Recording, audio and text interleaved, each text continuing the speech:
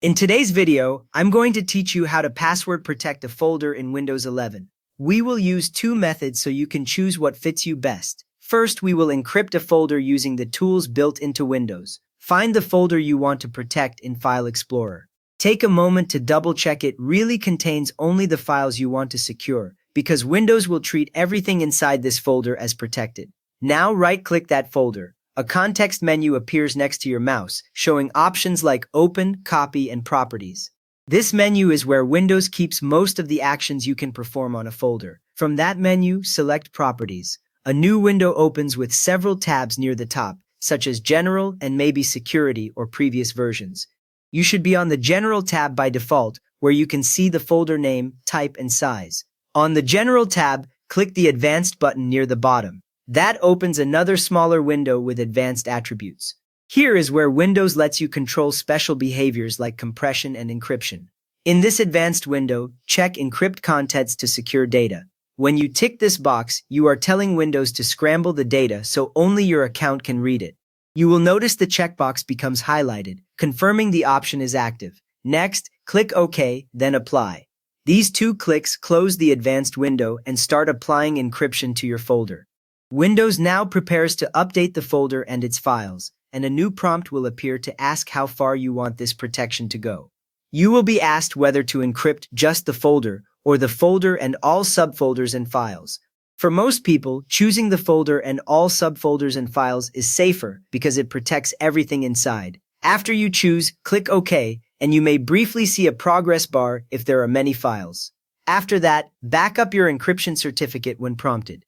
A small notification may appear near the system tray warning you to back up your file encryption key. Follow that prompt so you can restore access if you ever reinstall Windows or move to another computer. Only your Windows account can open the encrypted files. If someone signs in with another account, they will see the folder but cannot read its contents. If you ever copy encrypted files to a device that is not linked to your certificate, they will not open correctly.